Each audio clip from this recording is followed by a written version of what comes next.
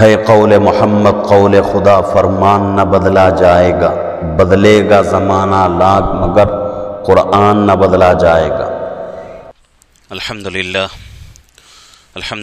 نحمده ونستعینه ونستغفره ونؤمن به ونتوکل علیہ ونعوذ باللہ من شرور انفسنا ومن سیئات اعمالنا، من يهده الله فلا مضل له ومن يضلله فلا هادي له، ونشهد ان لا اله الا الله وحده لا شريك له، ونشهد ان سيدنا ومولانا محمدا عبده ورسوله، وصلى الله تعالى على خير خلقه محمد وعلى آله واصحابه اجمعين، اما بعد۔ باب قول النبي صلى الله عليه وسلم الدين النصيحة لله ولرسوله ولأئمة المسلمين وعامتهم، وقوله تعالى اذا نصحوا لله ورسوله۔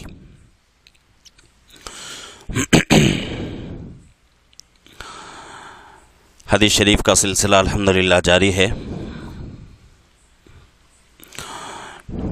پیچھے حدیث میں جو بات گزری تھی وہ نیت کے تعلق سے، کہ کوئی بھی کام ہم کریں اس کے لیے نیت بہت ہی ضروری ہے۔ اور آج ہمارے سامنے ایک خاص چیز بیان ہو رہی ہے،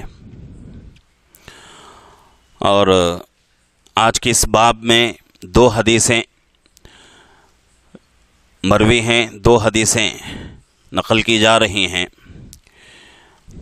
یہ دونوں حدیثوں کے راوی حضرت عبداللہ بن جریر رضی اللہ عنہ، حضرت جریر بن عبداللہ رضی اللہ عنہ دونوں حدیثوں کے راوی ہیں۔ یہاں جو ہے حضرت امام بخاری رحمۃ اللہ علیہ باب جو باندھ رہے ہیں، اللہ کے نبی پاک صلی اللہ علیہ وسلم کے ایک حدیث کے ٹکڑے کو حدیث کا باب باندھ رہے ہیں۔ اور وہ حدیث کا ٹکڑا کیا ہے؟ نبی کریم صلی اللہ علیہ وسلم نے ارشاد فرمایا الدین النصیحہ، دین نصیحت ہے، للہ ولی رسولہ، اللہ کے لیے، اللہ کے رسول کے لیے، ولی ائمۃ المسلمین، اور عام مسلمانوں کے لیے، اور مسلمانوں کے امیروں کے لیے، ائمہ کے لیے، وعامتہم، اور عام لوگوں کے لیے۔ اور اسی میں حضرت امام بخاری رحمۃ اللہ علیہ قرآن شریف کے ایک آیت کے ایک ٹکڑے کا بھی یہاں ذکر کر رہے ہیں۔ وقولہ تعالی، جیسا کہ اللہ کا فرمان ہے اذا نصحوا للہ ورسولہ۔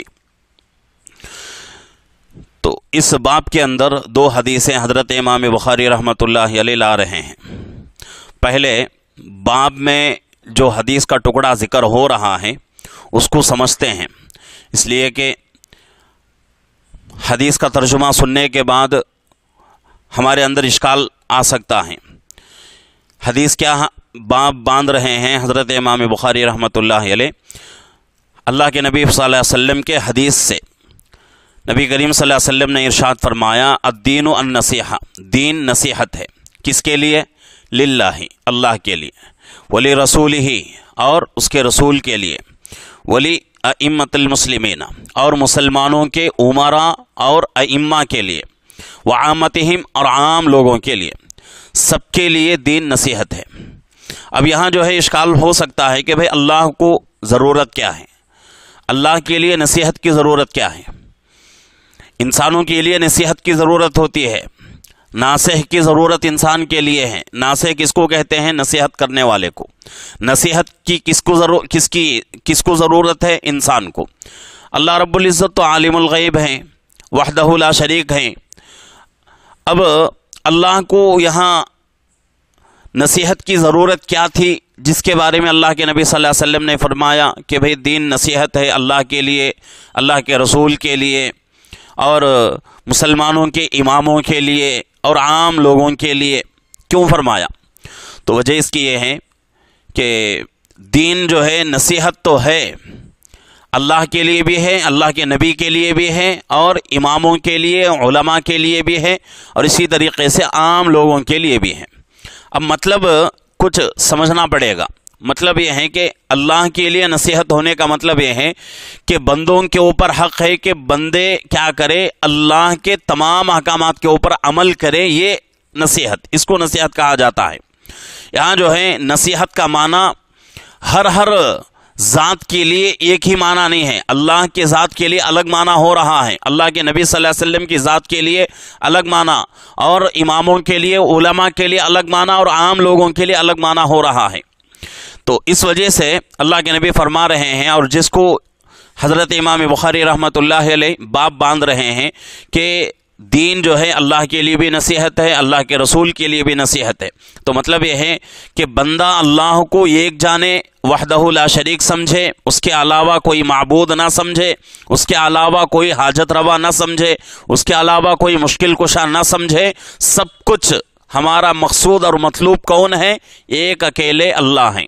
अल्लाह के अलावा कोई हमारा मकसूद नहीं, अल्लाह के अलावा कोई हमारा मतलूब है, कोई भी नहीं है। सिर्फ हमारा मतलूब और मकसूद अल्लाह की ज़ात है।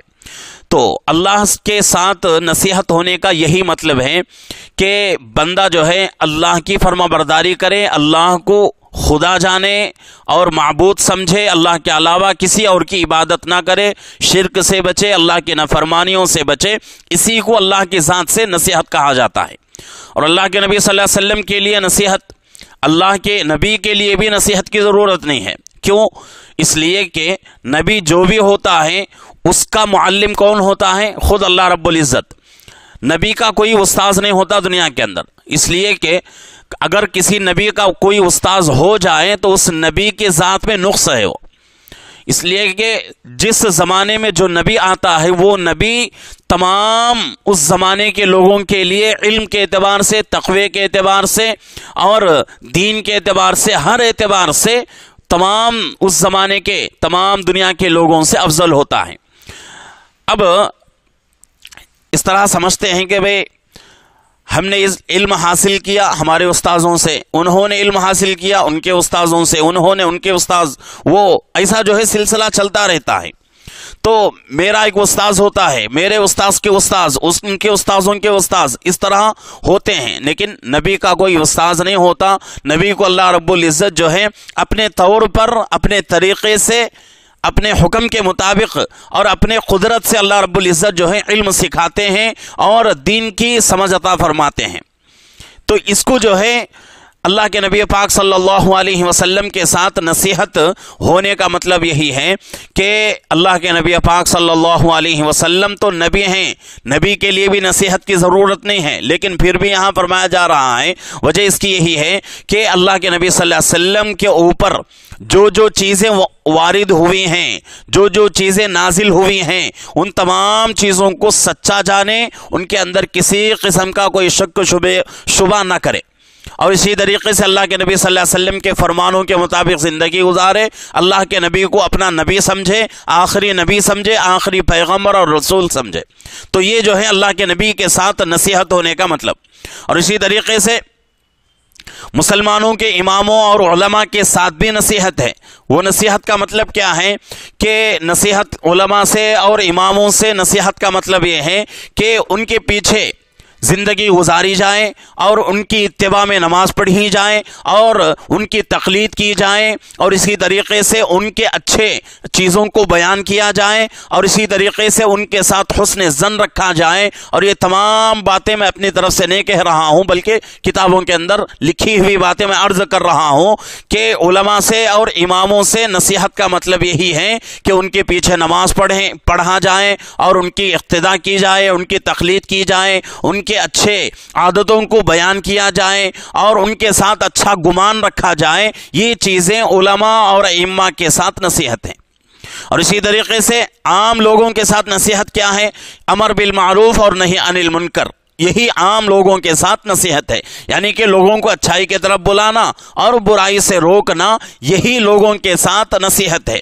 कि हमारे ऊपर ज़रूरी है कि भाई हमारे पास जितना इल्म है उस इल्म के بقدر اور جتنا دین ہمارے پاس ہے اس دین کے بقدر ہم کیا کریں؟ لوگوں کے اوپر رحم کریں۔ رحم کا مطلب یہی ہے کہ لوگوں کو اچھائی کی طرف دعوت دیں، اچھائی کی طرف لائیں، برائی سے روکیں، بری زندگی سے لوگوں کو منع کریں۔ یہی جو ہے لوگوں کے ساتھ، عام لوگوں کے ساتھ نصیحت ہے۔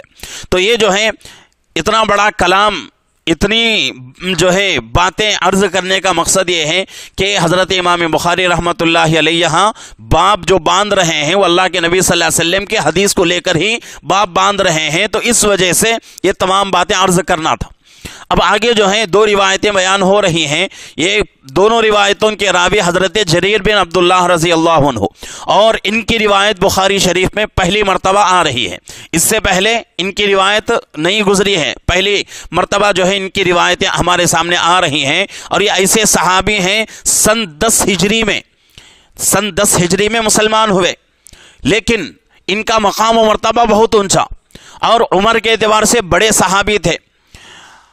سن 10 ہجری میں مسلمان ہو رہے ہیں، لیکن اللہ کے نبی پاک صلی اللہ علیہ وسلم کے دل میں دوسرے بڑے صحابہ کا جو مقام تھا اتنا ہی مقام حضرت جریر بن عبداللہ رضی اللہ عنہ کا تھا، اور یہ اصل میں بصرہ کے کوفہ کے رہنے والے تھے۔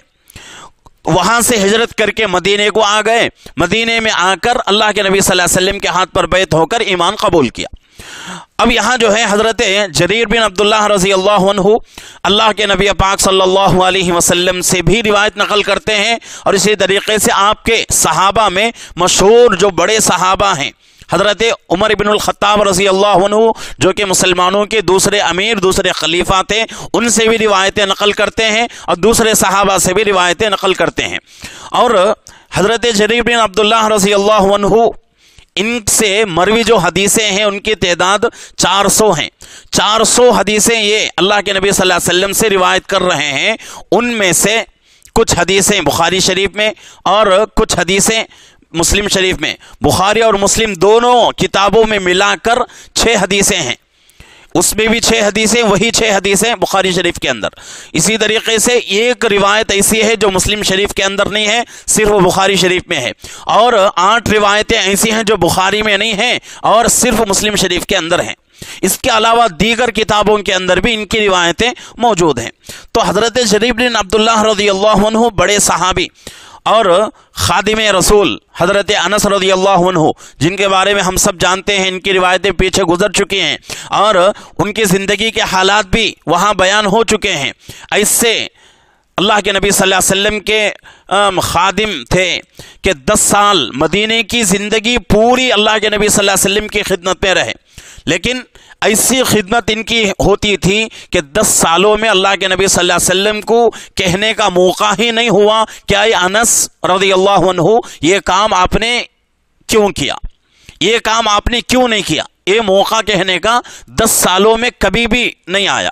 تو ایسی جو ہے دل و جان سے خدمت کرنے والے، اور حضرت انس رضی اللہ عنہ کے بارے میں آتا ہے کہ حضرت جریر بن عبداللہ رضی اللہ عنہ حضرت انس رضی اللہ عنہ سے عمر میں بڑے تھے۔ جریر بن عبداللہ رضی اللہ عنہ حضرت انس رضی اللہ عنہ سے بھی بڑے تھے عمر میں، لیکن بڑے ہونے کے باوجود بھی حضرت انس رضی اللہ عنہ کی پوری خدمت کرتے تھے۔ حضرت انس رضی اللہ عنہ عمر میں چھوٹے، لیکن پھر بھی پوری خدمت کرتے تھے۔ کیوں کرتے تھے؟ حضرت انس رضی اللہ عنہ بار بار منع کرتے تھے کہ حضرت آپ تو عمر میں بڑے ہیں، آپ کا مقام مجھ سے اونچا ہے، آپ سے اللہ کے نبی صلی اللہ علیہ وسلم بڑی محبت کرتے تھے، اتنا اونچا مقام ہونے کے باوجود آپ مجھ جیسے جوان کی کیوں خدمت کرتے ہیں؟ تو حضرت جریر بن عبداللہ رضی اللہ عنہ فرماتے تھے کہ بھئی میں تو عمر کے اعتبار سے بڑا ہو سکتا ہوں، لیکن اللہ کے نبی پاک صلی اللہ علیہ وسلم کی صحبت جو آپ کو ملی ہے وہ صحبت مجھے نہیں ملی۔ اللہ کے نبی صلی اللہ علیہ وسلم کی خدمت کا موقع جو آپ کو ملا ہے وہ موقع مجھے نہیں ملا، اس لیے میں آپ کو بہت ہی اپنا رہبر سمجھتا ہوں، بہت ہی محسن سمجھتا ہوں، اور میں اپنے آپ پر فخر محسوس کرتا ہوں کہ میں ایسے ذات کی خدمت کر رہا ہوں جو ذات خود اللہ کے نبی صلی اللہ علیہ وسلم کی 10 سال خدمت کر چکی ہے، ایسی ذات کی میں خدمت کر رہا ہوں، مجھے اس کے اوپر فخر ہے۔ تو ایسے صحابی ہیں۔ اور حضرت علی رضی اللہ عنہ حضرت معاویہ رضی اللہ عنہ کے درمیان خلافت کے اوپر جنگ ہوئی۔ ابھی तकरीबन जो है मेरा इमामत का 7 साल का अरसा हो चुका है। इन 7 सालों में इसके ऊपर मैंने बयान नहीं दिया है। इंशाअल्लाह आगे मौका होगा तो उसके ऊपर कुछ बातें अर्ज करूँगा। इस मसले को लेकर आज उम्मत में बहुत सारी जो है चिमी गोइयाँ हो रही हैं। बहुत सारे लोग जो है हज़रत अमीर मुआविया रज़ियल्लाहु अन्हु को बुरा कह रहे हैं और बहुत सारे जो है हज़रत अमीर मुआविया रज़ियल्लाहु अन्हु के शान में गुस्ताखी कर रहे हैं। तो हम सबका अकीदा है और ईमान का हिस्सा है कि असहाबी कन्नुजुम, सहाबा सितारों के मानिंद है। बिअय्यिहिम इक़्तदैतुम इह्तदैतुम, ये मेरे अल्फाज नहीं है, मेरे नबी सल्लल्लाहु अलैहि वसल्लम और हमारे आका मोहम्मदुर रसूलुल्लाह सल्लल्लाहु अलैहि वसल्लम के ज़बान मुबारक से निकले हुए अल्फाज हैं कि मेरे सहाबा सितारों के मानिंद हैं, जिसकी भी तुम इक़्तिदा करो कामयाब हो जाओगे। तो हज़रत अमीर मुआविया रज़ियल्लाहु अन्हु हज़रत अली रज़ियल्लाहु अन्हु के दरमियान बहुत लंबा जो है जंग का मामला है और उस ज़माने में कुछ सहाबा हज़रत अमीर मुआविया रज़ियल्लाहु अन्हु के साथ थे और कुछ सहाबा हज़रत अली रज़ियल्लाहु अन्हु के साथ थे। लेकिन कुछ सहाबा ऐसे थे ना ही हज़रत अमीर मुआविया रज़ियल्लाहु अन्हु की जमात में शरीक थे, ना ही हज़रत अली रज़ियल्लाहु अन्हु की जमात में शरीक थे। उनमें से एक सहाबी हज़रत जरीर बिन अब्दुल्लाह रज़ियल्लाहु अन्हु, जितने दिन जंग जारी थी अपने आप को बिल्कुल गुमनाम कर लिया था और अपने आप को बिल्कुल जो है माहौल से अलग कर लिया था और उनके नज़रिए क्या थे हमें मालूम नहीं, उनके नज़रिए क्या थे हमें मालूम नहीं। लेकिन इन बातों को सुनकर सहाबा में से किसी अदना सहाबी के बारे में भी अपने दिल के अंदर उनके शान के खिलाफ कोई बात पैदा हो गई तो हमारा ईमान खतरे में हो जाएगा।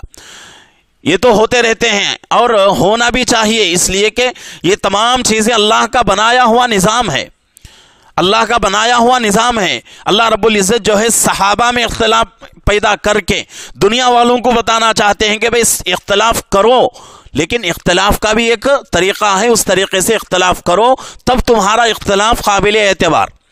अब इसी जंग को अगर ले लें, हज़रत अमीर मुआविया रज़ियल्लाहु अन्हु और हज़रत अली रज़ियल्लाहु अन्हु के दरमियान जो जंग हुई है, दोनों तरफ के सहाबा हक़ पर थे, दोनों तरफ के सहाबा हक़ पर थे। ये नहीं कहा जाता कि भाई एक जमात हक़ पर थी एक जमात ना हक़, नहीं, दोनों जमातों के सहाबा हक़ पर थे और वह मसला जायज़ नाजायज़ हलाल हराम का नहीं बल्कि खिलाफत का मसला था।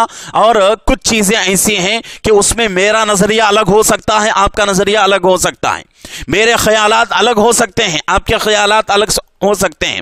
मैं आपके ख्यालात को मुझे बुरा कहने का हक़ नहीं, गलत कहने का हक़ नहीं, आपको मेरे ख्यालात गलत कहने का आपको भी हक़ नहीं।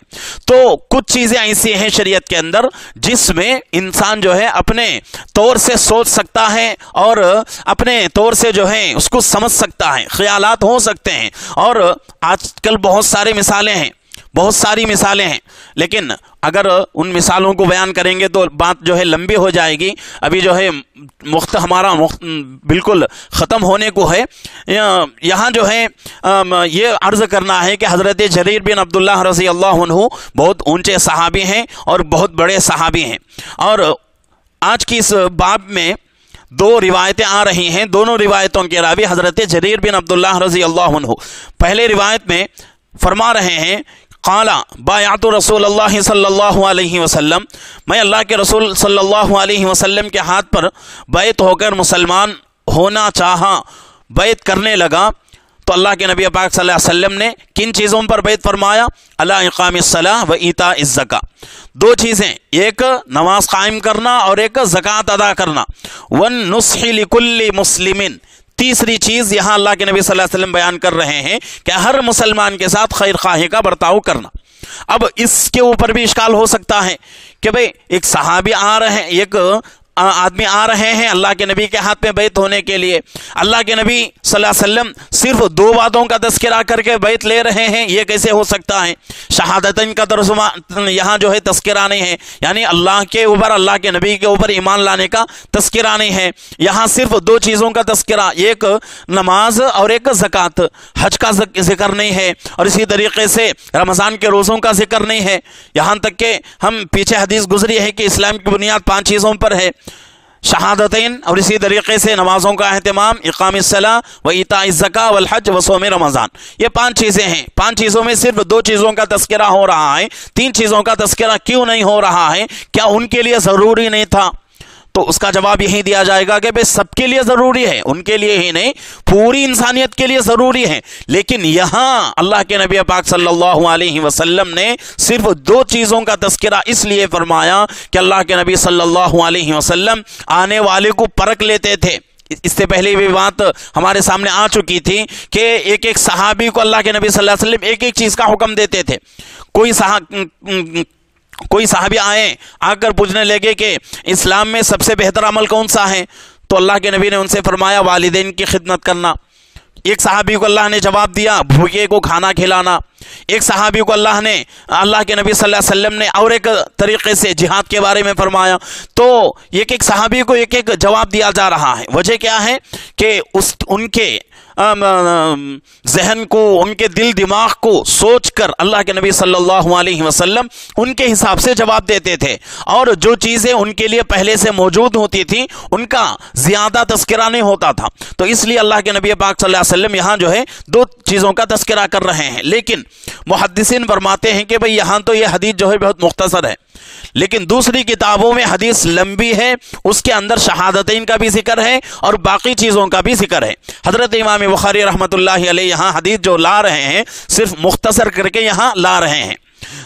اب آخر میں جو بات بتائی جا رہی ہے وہ نصح لکل مسلم، ہر مسلمان کے ساتھ خیر خواہی کا برتاؤ کرنا، بھلائی کا برتاؤ کرنا، اس بات کے اوپر بھی اللہ کے نبی صلی اللہ علیہ وسلم حضرت جریر بن عبداللہ رضی اللہ عنہ سے بیعت لے رہے ہیں۔ تو مطلب یہ ہے کہ ہر مسلمان سے خیر خواہی کا برتاؤ کرنا ضروری ہے۔ اگر خیر خواہی کا برتاؤ نہیں کریں گے تو پھر جو ہے ہمارا ایمان مکمل ہو ہی نہیں سکتا۔ تو اس لیے ہر مسلمان کے ساتھ خیر خواہی کا برتاؤ ہونا چاہیے۔ دوسری حدیث جس میں حضرت زیاد بن علاقہ رحمت اللہ علیہ تابعی ہیں، فرماتے ہیں کہ میں نے سنا حضرت جریر بن عبداللہ رضی اللہ عنہ کو فرماتے ہوئے اس دن جبکہ حضرت مغیرہ بن شعبہ رضی اللہ عنہ انتقال کر چکے تھے۔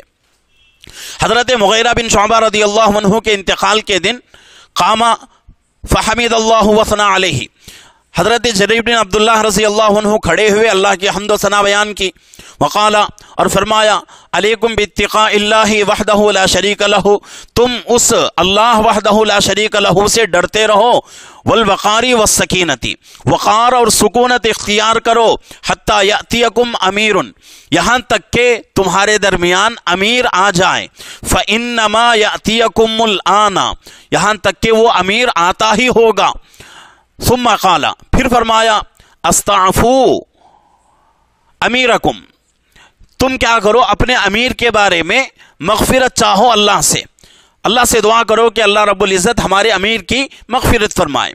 اور اس کے بعد حضرت جریر بن عبداللہ رضی اللہ عنہ فرماتے ہیں فإنہ کان یحب العفو، اس لیے کہ تمہارے امیر ایسے تھے، یعنی کون؟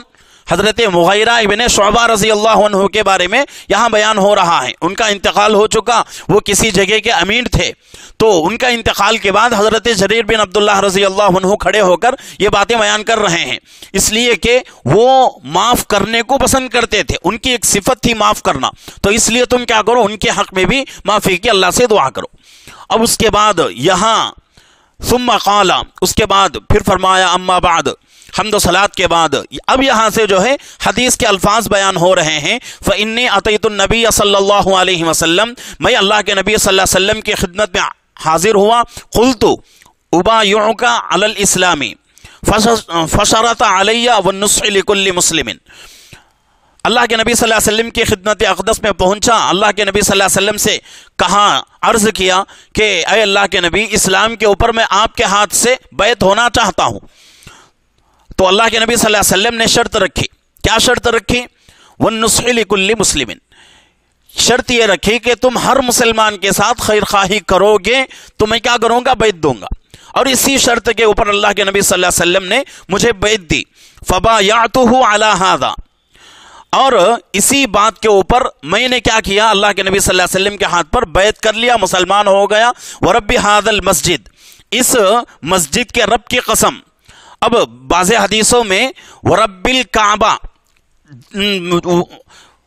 ورب ہذا کعبہ، یا یہ اس طرح کے ملے جلے الفاظ آتے ہیں، یعنی کہ رب کعبہ کی قسم، اس طرح کے۔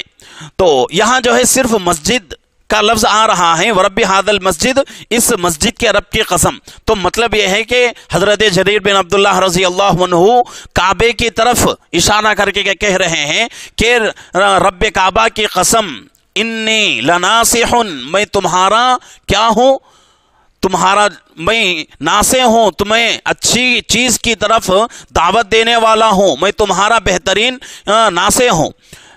ثم استغفروا ونزل، اس کے بعد پھر حضرت جریر بن عبداللہ رضی اللہ عنہ استغفار فرمایا، استغفار کرتے ہوئے نیچے اتر گئے۔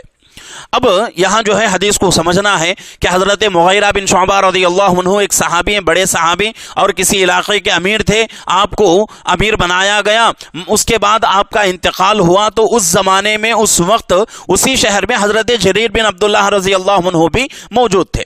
تو عام طور سے کسی ایک بڑے کا انتقال ہو جاتا ہے تو اس کے انتقال کے بعد فتنے پیدا ہو جاتے ہیں، لڑائیاں ہو جاتی ہیں، انتشار پیدا ہو جاتا ہے کہ بھئی اس وحدے کو کون سنبھالے، اس وحدے کو کون سنبھالے۔ تو اس وجہ سے حضرت جریر بن عبداللہ رضی اللہ عنہ کھڑے ہو کے ان لوگوں سے مخاطب ہو کر فرمایا کہ بھئی تم اللہ سے ڈرتے رہو، علیکم باتقاء اللہ وحدہ لا شریک لہ، اس وحدہ لا شریک کے ساتھ کیا کرو، متقی بن جاؤ، اور اس کے ساتھ جو ہے ڈرتے، اس کا ڈر اپنے اندر پیدا کرو، والوقاری والسکینتی۔ اور یہاں دوسری بات حضرت جریر بن عبداللہ فرما رہے ہیں کہ وقار اور سکون کے ساتھ رہو، وقار اور سکون اختیار کرو، ایسا نہیں کہ بھئی ہمارے امیر انتقال کر چکے ہیں، اب امیر کون بنے گا، امارت کو لے کر ہم لڑتے رہیں، جھگڑتے رہیں، یہ اچھی بات نہیں ہے۔ اب دوسرا امیر تمہارا بن کے آ رہا ہے، تھوڑی دیر میں یا کچھ وقت میں وہ امیر تمہارے درمیان حاضر ہو جائے گا، اس میں تم کیا کرو، لڑائی نہ کرو، جھگڑے نہ کرو، اور کسی قسم کا کوئی جو ہے فتنہ نہ کرو، کسی قسم کا کوئی اختلاف نہ کرو۔ تو اسی طریقے سے جیسا کہ یہاں بیان ہو رہا ہے، تو یہی ہو بہو حضرت عثمان غنی رضی اللہ عنہ دنیا سے پردہ فرما گئے، تو دنیا سے پردہ فرمانے کے بعد خلافت کو لے کر یہاں جو ہے اختلاف ہو گیا کہ حضرت امیر معاویہ رضی اللہ عنہ اور حضرت علی رضی اللہ عنہ تو مسلمانوں کے خلیفہ بن چکے، لیکن اصل میں جو ہے اسی عمارت کو لے کر جو ہے بات چھڑ گئی، بات جو ہے آگے بڑھ گئی، تو اس بات کی وجہ سے اتنا جو ہے معاملہ آگے بڑھ گیا کہ دونوں طرف سے صحابہ شہید ہو رہے ہیں۔ ایسا نہیں کہ بھئی ایک طرف سے صحابہ جو ہے شہید ہو رہے ہیں، نہیں، دونوں طرف سے صحابہ جو ہیں شہید ہو رہے ہیں۔ اور ایک جنگ ہوئی حضرت علی رضی اللہ عنہ اور حضرت عائشہ رضی اللہ عنہ کے درمیان، دونوں میں رشتہ کیا ہے، ساس اور داماد کا رشتہ ہے، حضرت عائشہ رضی اللہ عنہ ساس، اور اسی طریقے سے حضرت علی رضی اللہ عنہ حضرت عائشہ رضی اللہ عنہ کے داماد۔ تو ساس اور داماد کے درمیان جھگڑا ہو گیا۔ جھگڑا کیوں ہوا کہ حضرت عثمان غنی رضی اللہ عنہ کو لوگوں نے قتل کر دیا، یعنی شہید کر دیا۔ شہید کرنے کے بعد فوراً جو ہے حضرت علی رضی اللہ عنہ کو لوگوں نے امیر بنا دیا، خلیفہ ہو گئے۔ تو حضرت عائشہ رضی اللہ عنہ نے تقاضا رکھا کہ بھئی آپ امیر بن چکے ہیں، آپ خلیفہ بن چکے ہیں، فوراً کیا کرو، آپ جو لوگ حضرت عثمان غنی رضی اللہ عنہ کو شہید کر چکے تھے ان لوگوں کے اوپر حد جاری کر دو اور ان لوگوں کے بارے میں سزا سنا دو۔ تو حضرت عائشہ رضی اللہ عنہ کی بات بھی صحیح، اور ادھر سے حضرت علی رضی اللہ عنہ جواب دے رہے ہیں کہ بھئی ابھی جو ہے یہ کام کرنے کا نہیں ہے، ابھی یہ کام کرنے کے نہیں ہیں، فیصلے ابھی کرنے کے نہیں ہیں، بلکہ کچھ دن گزر جائیں، اس کے بعد انشاءاللہ میں یہ کام کروں گا، اس وجہ سے کہ ابھی فتنہ جو ہے بہت زور پر ہے، اور لوگ ابھی مجھے جو ہے امیر بنا چکے ہیں، امیر بنا تو دیے لیکن کچھ لوگ ابھی اختلاف کر رہے ہیں، وہ اختلاف اگر ختم ہو جائے تو میں فوراً جو ہے ان لوگوں سے قصاص لوں گا۔ تو دونوں صحابہ یعنی کہ حضرت علی رضی اللہ عنہ کی حضرت علی رضی اللہ عنہ کا نظریہ بھی صحیح اور حضرت عائشہ رضی اللہ عنہ کا نظریہ بھی صحیح ہے، دونوں طرف صحابہ دونوں طرف کی جماعتیں حق پر ہیں، لیکن بس یہی ایک وجہ تھی کہ فوراً عمل نہیں ہوا۔ عمل نہیں ہونے کی وجہ سے کچھ لوگ ایسے درمیان میں آ گئے جو ادھر کے صحابہ کو بھی ورغلاتے تھے اور ادھر کے صحابہ کو بھی ورغلاتے تھے۔ اور وہ لوگ مسلمان نہیں تھے، مسلمانوں کے صورت میں، مسلمانوں کے شکلوں میں تھے، لیکن حقیقت میں وہ لوگ مسلمان نہیں تھے۔ ان لوگوں کو اللہ کے نبی صلی اللہ علیہ وسلم کے اہل بیت سے کوئی بھی تعلق نہیں، کسی قسم کی کوئی محبت نہیں، نہ ہی حضرت علی رضی اللہ عنہ سے محبت تھی، نہ ہی حضرت عائشہ رضی اللہ عنہ سے، نہ ہی اللہ کے نبی صلی اللہ علیہ وسلم کے اور جو اہل خاندان ہیں، اہل بیت ہیں، ان سے کسی سے بھی کوئی محبت نہیں۔ بس دونوں جماعتوں میں اختلاف پیدا کرنا، دونوں جماعتوں میں اختلاف پیدا کر کے دونوں جماعتوں کو آپس میں لڑانا، یہی ایک کام ان کا تھا۔ تو ہو بہو آج کچھ لوگ ایسے کام کرنے میں بہت ہی مصروف ہیں۔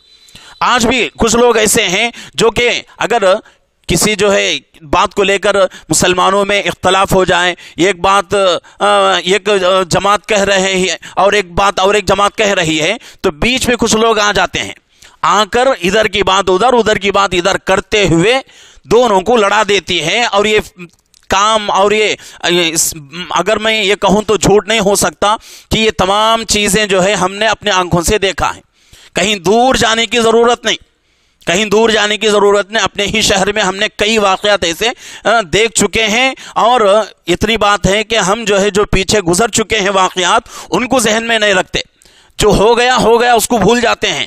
ایسا طریقہ، یہ طریقہ نہیں ہے، بلکہ پیچھے جو ہم نے دھوکہ کھایا ہے اس دھوکے کو کبھی نہیں بھولنا چاہیے۔ اللہ کے نبی صلی اللہ علیہ وسلم حدیث میں فرماتے ہیں کہ مسلمان کی شان یہ نہیں ہے کہ مسلمان ایک ہی سوراخ سے دو مرتبہ ڈسا جائے، دو مرتبہ مسلمان دھوکہ نہیں کھا سکتا۔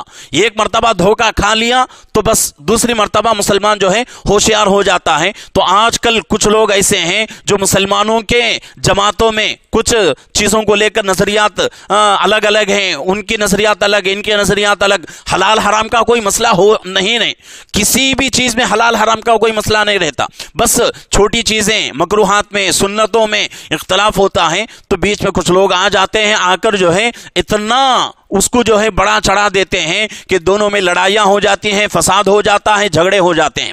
تو یہ کام جو ہے بہت ہی برا کام ہے۔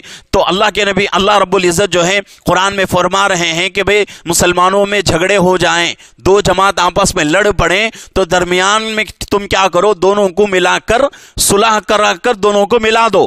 ایسا نہیں کہ بھئی دونوں کے درمیان میں ایک آڑ ہو چکی ہے، اس کو ہم کیا کریں گے، فائدے میں لے لیں گے، اور اس کے اوپر جو ہے پہلے سے آگ جل رہی ہے، اس میں ہم مٹی کا تیل چھڑکنے کا موقع لے لیں گے اور اس بات کے اوپر عمل کر لیں گے، تو یہ اچھی بات نہیں ہے۔ تو حضرت جریر بن عبداللہ رضی اللہ عنہ اس زمانے کے صحابہ سے، اس زمانے کے مسلمانوں سے کہہ رہے ہیں کہ بھئی ابھی تمہارے امیر کا انتقال ہوا ہے، انتشار نہ کرو، اختلاف نہ کرو، دوسرا امیر آ رہا ہے اور کچھ ہی وقت میں دوسرا امیر آ جائے گا۔ اور میں جب اللہ کے نبی صلی اللہ علیہ وسلم کی خدمت میں حاضر ہوا مسلمان ہونے کے لیے، تو اللہ کے نبی نے اسی شرط پر مجھے مسلمان بنایا کہ تم کیا کرو گے، ہر مسلمان کے ساتھ خیر خواہی کا معاملہ کرو گے۔